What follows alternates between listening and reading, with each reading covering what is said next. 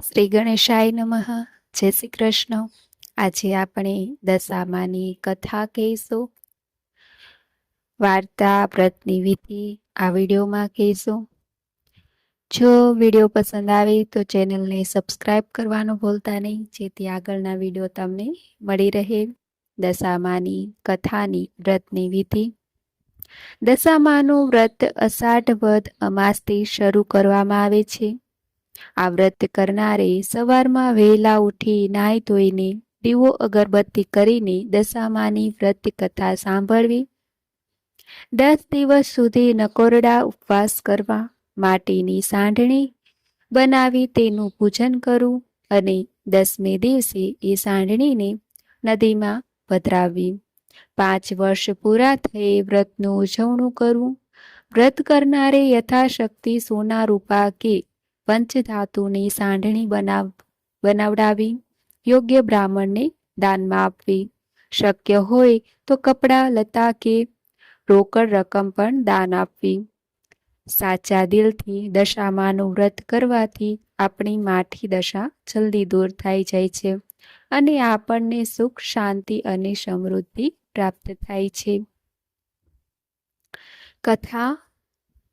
રૂપાવટી નગરીનો રાજા સમૃદ્ધ અને સુખી હતો. તેને એક ગુણિયલ સુશીલ પત્ની હતી. રાજા સુખ સાહેબીમાં છકી ગયો હતો. તેના અહંકારનો પાર ન હતો. જ્યારે રાણી ધાર્મિક વૃત્તિની અને નમ્ર સ્વભાવવાળી હતી. તે રાજાને ઘણી વખત વિનવતી કે બહુ અભિમાન કરવું સારું નહીં. આ સુખ સાહેબી આજે છે અને કાલે નથી, માટે નિરાભિમાની સ્વભાવ રાખવો. પરંતુ રાજા તેની વાતને હસી કાઢતો. એક દિવસ રાણી એક રાજમહેલમાં ઝરૂખામાં બેઠી હતી.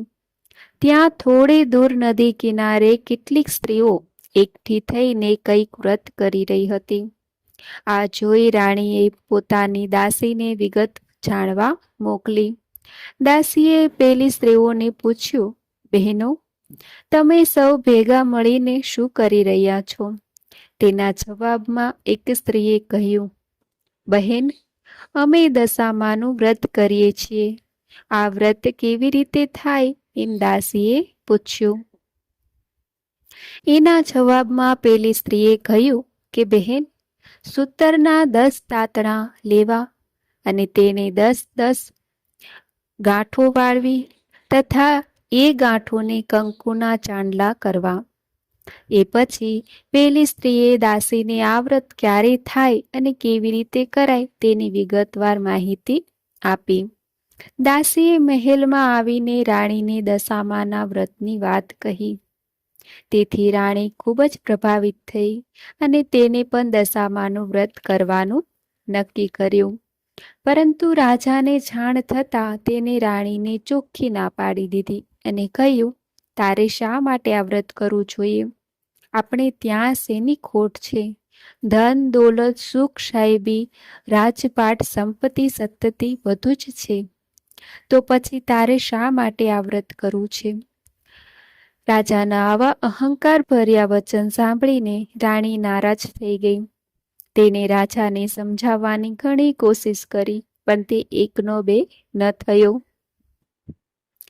રાજાને આવેલો આટલો અહંકાર અને પોતાનું મહેલમાં થયેલું અપમાન જોઈ દશામાં કોપાયમાન થયા.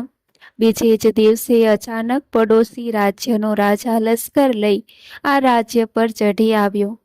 રાજા રાણી તથા કુંવરને રાતોરાત પોતાનું રાજ્ય છોડીને જીવ લઈને ભાગી જવું પડ્યું.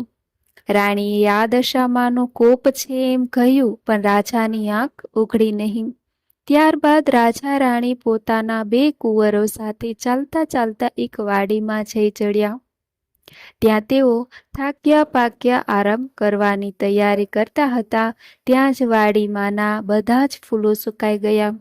આ જોઈ માળીએ વિચાર્યું કે આ લોકોના પગલાં જ બહુ ખરાબ છે. તેમના આવવાથી જ મારી વાડીના ફૂલો સુકાઈ ગયા છે. આથી તેણે રાજા રાણી અને કુંવરોને અપમાનજનક વેણ સંભળાવી વાડીમાંથી બહાર કાઢી મૂક્યા. ત્યાંથી તેઓ ચાલતા ચાલતા એક વાવ પાસે આવી પહોંચ્યા. બંને કુંવરોને ખૂબ તરસ લાગી હતી.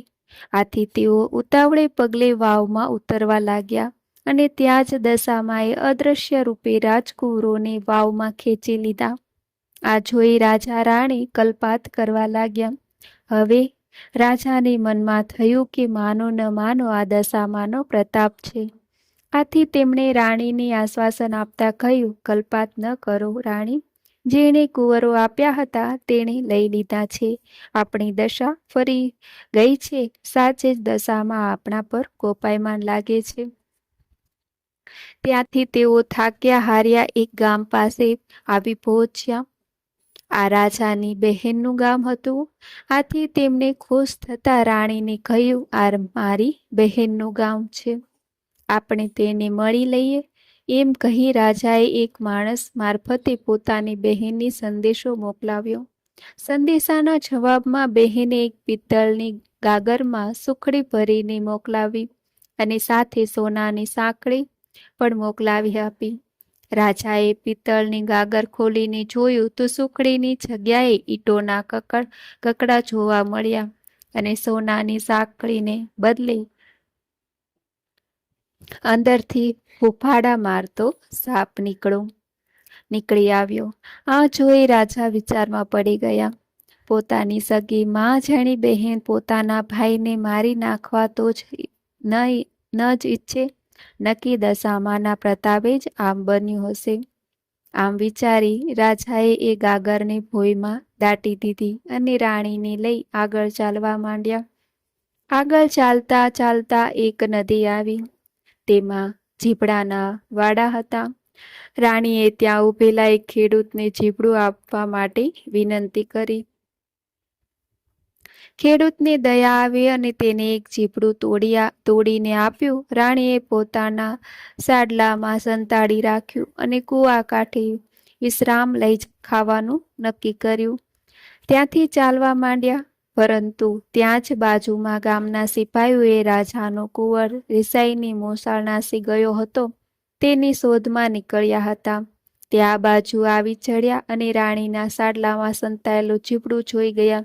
સિપાહીઓએ રાણીના સાડલામાંથી ઝીપડાને બહાર કાઢ્યું તો દશામાના પ્રતાપે કુંવરનું માથું થઈ ગયું. આથી સિપાહીઓ ખૂબ ગુસ્સે થઈ ગયા અને તેમને ખૂબ મારીને દોરડાથી બાંધીને પોતાના રાજા પાસે હાજર કરી દીધા. રાજાએ પણ ગુસ્સે થઈને વગર વિચારે તેમને જેલમાં પૂરી દીધા. આમ રાજા રાણી દશામાના કોપથી દુઃખમાં દહાડા પસાર કરવા લાગ્યા. એમ 12 મહિના વીતી જતા પાછો શ્રાવણ મહિનો આવ્યો એટલે રાણીએ દશામાનું વ્રત કરવાનો નિર્ણય કર્યો. તેને 10 દિવસ સુધી નકોરડા ઉપવાસ કર્યો અને આર્ધ સ્વરે માની સ્તુતિ કરી. રાણીની ભક્તિ જોઈ દશામાં તેના પર પ્રસન્ન થયા અને પેલા રાજાને સપનમાં આવી કહ્યું, હે રાજન, પેલા નિર્દોષ દંપતીને તું સવારે છોડી મૂકજે. તારો કુંવર સવારના પાછો આવી જશે. સવારે રાજાએ ઉઠીને જોયું તો કુંવર હેમખેમ પાછો આવી ગયો હતો. આથી રાજાએ જાતે જઈને પેલા રાજા રાણીને કેદમાંથી મુક્ત કર્યા અને તેમને ખૂબ માનપાન અને ભેરામણી આપીને તેમના ગામે જવા માટે વિદાય કર્યા. રાજા રાણી બહેનના ગામને પાદરે આવ્યા. ત્યાં રાજાને પેલી ગાગર યાદ આવી. તેમણે ખાડો ખોદીને ગાગર બહાર કાઢી. જોઈએ તો સરસ મજાની સુખડી હતી અને સાથે સોનાની સાંકળી પણ હતી. બહેનને ખબર પડતા જ પોતાના ભાઈ ભોજાઈને લેવા સામે આવી અને પોતાને ઘેર 2 દિવસ મહેમાન બનાવી તેમને રાખ્યા. ત્રીજા દિવસે તેઓ ચાલતા ચાલતા પેલી વાવ પાસે આવી પહોંચ્યા. ત્યાં દશામાં વૃદ્ધાની રૂપ ધારણ કરી બંને કુંવરોને લઈને ઊભા હતા. તેમણે રાજા રાણીને બંને કુંવરો સોંપી દીધા. રાજા રાણીએ તેમને પૂછ્યું કે તેમને આ કુંવરો ક્યાંથી મળ્યા. તેના જવાબમાં દશામાં પોતાના અસલ રૂપમાં પ્રગટ થયા અને રાજા રાણી તથા કુંવરોને આશીર્વાદ આપતા કહેવા લાગ્યા, હે રાજા, હું તારી રાણીની સ્તુતિથી પ્રસન્ન થઈ છું. જા, હવે તને તારું રાજ્ય પાછું મળી જશે. આજથી તારી વળતી દશા થશે. તે મારું જે અપમાન કર્યું છે અને અહંકાર ભર્યા વચનો કહી રાણીને મારું વ્રત કરતા અટકાવી હતી, આથી હું તારા પર કોપાયમાન થઈ હતી. માટે હવે તું નગરમાં કોઈને પણ મારું વ્રત કરતા અટકાવતો નહીં, બલકે મારો મહિમા વધારવાનો પ્રયત્ન કરજે. દશામાના પગમાં આળોટતા કહ્યું, તમારી કૃપા અપાર છે, પણ તમારી કસોટીમાંથી પાર ઉતરવું મુશ્કેલ છે. માટે મહેરબાની કરીને તમારો પ્રકોપ કદી કોઈને બતાવશો નહીં. દરેક જણ પ્રત્યે તમારી મીઠી નજર રાખજો માં.